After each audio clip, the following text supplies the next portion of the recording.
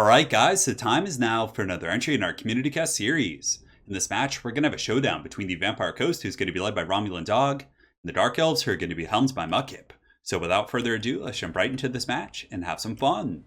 So for the forces of the Vampire Coast, it looks like they do have a couple unorthodox picks here in the front line. There's going to be two groups of the animated HULKS. You know, I never really understood why these guys don't cause terror. I feel like they have a lot of blaring weaknesses, right? Their melee defense is 20, their melee attack is relatively low. They have 20 armor. I mean, I feel like, yes, they have good weapon strength, they have decent armor piercing, but I feel like if they cause terror, these guys might actually be kind of a cool niche terror bomb unit in the front line. Alas, they only cause fear, which is interesting. I mean, these guys, they're definitely terrifying. I mean, look at that thing. It has like I don't even know what to call that, but it's definitely pretty spooky. So there's going to be two HULKS, which are an interesting niche pick here. I don't know how it's going to work out against the Dark Elves, who have a ton of missiles, Corsair handbows. They have the ballistas or the Reaper bolt throwers.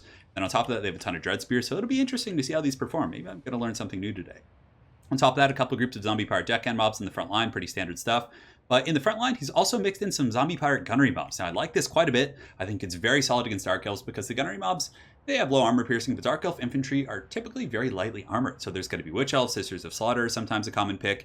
So these guys in the front line are kind of mixed in near the front line, I think is incredibly strong. So you can see right behind them, he does have the Tide of Skilled. So he's probably going to, get a couple shots off, then fall back behind the Tide. These guys can shoot while moving, which is pretty cool as well.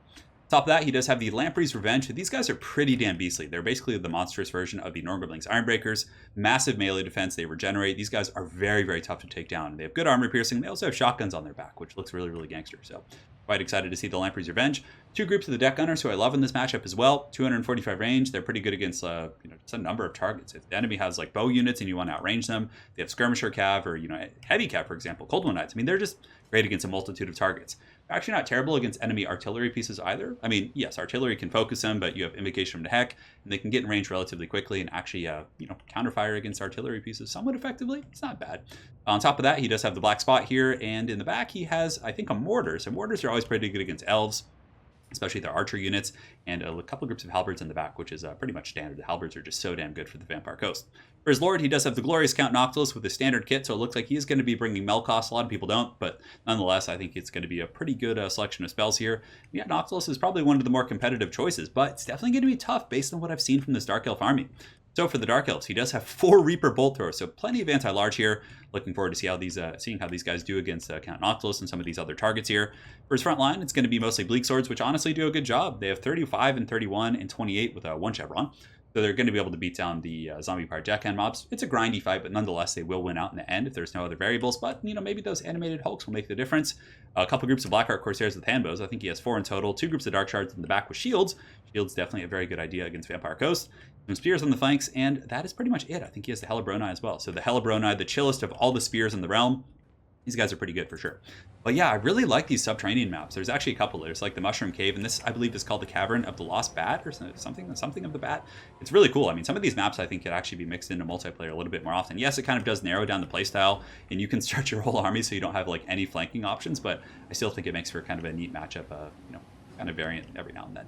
So the Vampire Coast obviously is going to be having to move forward here. I think the Reaper Bolt Throwers have a little bit less range than Count Noctilus. I'm not sure. They have 350, and Count Noctilus, as far as his range goes, has 330. So actually the Bolt Throwers have the advantage there. So the Vampire Coast is probably going to have to advance here. It looks like the Supreme Sorceress with fire here getting a little bit ballsy. It's a bold strategy, Cotton, taking some fireballs to the face, but obviously it looks like Mudkip is going to be wanting to cast a fireball here, either to go after Count Noctilus or probably to snipe an artillery piece to go after the mortar in the back, because fireballs actually will one-shot a single piece, right? So if there's 3 mortars, it's going to take one of them out of the equation immediately. So it looks like the fireball's coming in as he was trying to dodge some of those attacks there, but the Deck Gunners are now in range, which are going to do pretty good damage. You can see right here, she's going to get tagged, taking a couple hundred damage. Definitely not fun, but here comes the fireball, so let's go ahead and see its effect. So fireball shooting in, and it does hit the mortar, and like I said, I'm pretty sure, yeah, it does destroy that. I know it works on cannons. I've seen people do it against Hammer the Witches and things like that, and it's pretty damn effective, but I don't know if it was worth taking the damage on the Supreme Sorceress. I mean, the mortar has some good targets. The mortars can do work against the lightly armored infantry, so the Bleak Swords, and it's going to be really good against Dark Shards. But nonetheless, I don't think it's going to come online. So the Lamprey's Revenge do scoot forward with their shotguns to screen out the Sorceress and kind of, buy some time for the rest of the Vampire Coast force to advance. Very, very slow, of course, but Noctilus is still shooting downtown while he advances. That's why he's so awesome, being able to shoot while he moves. But, his ammo's getting taxed a little bit. Noctilus is at about 60-70%, so depending, well, not, actually it's more like 80%, but depending on how long the game goes. So it looks like there's going to be a Wraith Storm coming down from Count Noctilus, but if the target's like kind of moving very fast, the Wraith Storm tends to miss pretty horribly. So it looks like it made a little bit of contact, and it did actually daze the Supreme Sorceress and kind of stun her for a moment, allowing Noctilus to get another pot shot, which is very, very good. So the Dark Elves forming a bit of a concave here. It looks like they're going to move into harass with the Black Art Corsairs, which isn't a bad idea. Just moving them in and kind of shooting here. It's kind of the way they're posturing, at least. And it looks like the animated Hulks, hey, at the very least, these guys are going to be taking the Bolt Fire instead of Noctilus, which is good. So animated Hulks definitely going to be taking a bit of a pounding, but how fast are these things? Animated Hulks, I think, are pretty slow. They have 38 speed, so yeah, poor guys.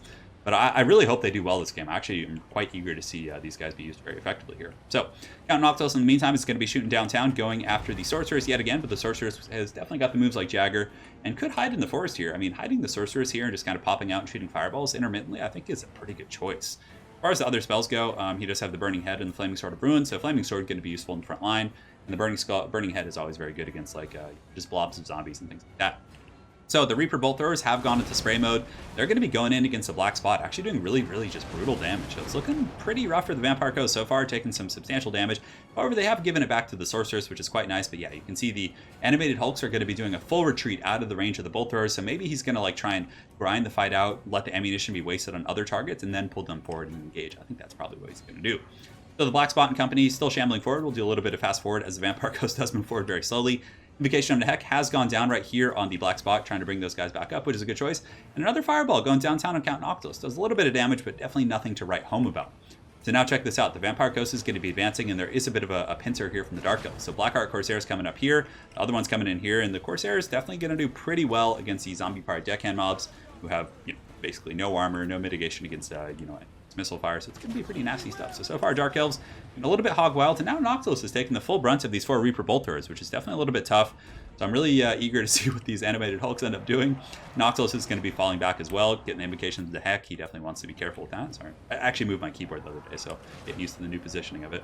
Zombie-powered deckhand mobs are finally shambling their way forward, but I feel like they're just going to get punished by the Dark Shards as well as the Bleak Sword, so I'm not sure how they're going to kind of stabilize this frontline situation.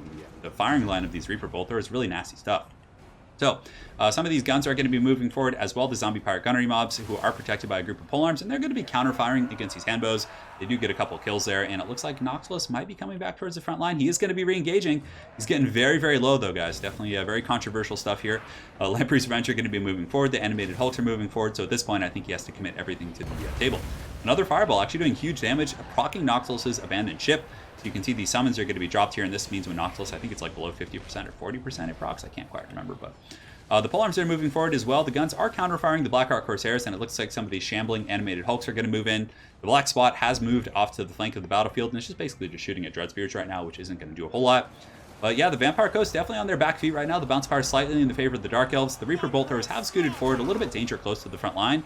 And somehow these Bleak Swords are actually wavering, and they are fighting the tide of skill. That's probably why the ROR here. And the Crabs are also here. So the Lamprey's Revenge have bull rushed. And this could actually collapse the formation pretty bad. So those guys bull rush in there, and they're able to actually break off those bleak swords right there. Now they're going to be pushing into the Reaper Bolt Thrower and a second one. So suddenly the Dark Elves, they lose quite a bit. 2 Reaper Bolt Throwers going offline. Definitely having those guys positioned a little bit further back probably would have been a little safer. Burning Skull going down from the Dark Elves. A very, very good cast. It's going to be roasting a ton of those zombies. Oh my god, look at the line there. So very good stuff there from Muckip and the Dark Elves, roasting those guys. But Romulan Dog has also counterpunched very aggressively. He's pushed through the front line. He's basically shut down 2 Reaper Bolt Throwers. He has Dark Elves cornered against the edge of the map. So if these Dreadspears do break off to any of these guys, or these, Black Art Corsairs get kind of bummed off the map here, that could be incredibly tough. But Noctilus is so low, guys. His binding is weak. He's at 1200 HP. But there's kind of a mass rout of these Dark Elf infantry. The Bleak Swords are falling back. The Dark Shards are now compromised for the most part. The Lamprey's Revenge, looks like they're all crumbling. They're all going to go down. Man, that's actually really tough. So a lot of the big elements of the Vampire Coast are offline. Noctilus is just barely stabilizing. And I think the fact that the Vampire Coast was able to kind of shut down a couple of those Reaper Bolt Throwers has bought him a little bit of time. And it looks like Noctilus was able to summon a Zombie Pirate Gunnery Mob on top of this Reaper Bolt Thrower. So that's some like next level tactics right there. He summons the Zombie Pirate Gunnery Mob on top of the Reaper Bolt Thrower, which then shoots the Reaper Bolt Thrower next door. And look at that, the animated Hulks have bull rushed through the front line, and they're actually clubbing this Reaper Bolt Thrower, which is pretty great. There are some Black Art Corsairs with handbows shooting at them, which are going to kill them relatively quickly. But nonetheless, I mean, the entire back line of the Dark Elves has been shut down, but the bounce of power is still in the favor of the Dark Elves, as Noctilus is very low, and a lot of the Vampire Coast forces are kind of crumbling pretty rapidly.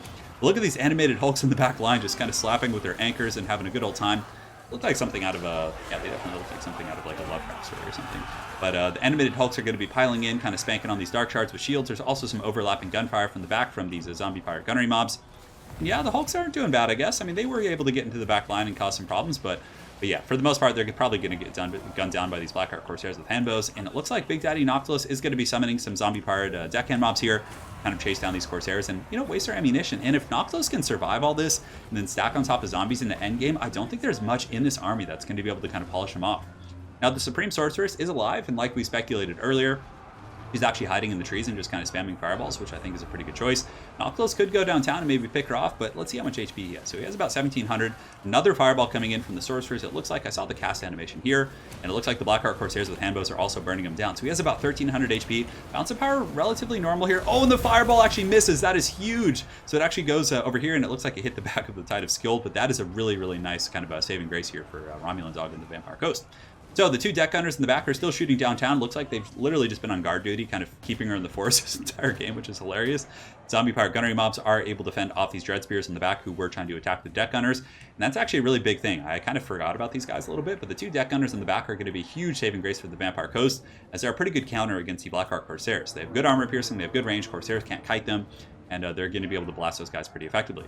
So the Dark Elves are kind of scattering in every which direction right now. You can see the Blackheart Corsairs with handbows are being chased down by the zombie pirate deckhand mobs here, which is great. They're wasting the ammunition, but nonetheless are getting taken down. And I cannot believe Noctilus is still alive. After all that, I mean, 1,400 HP.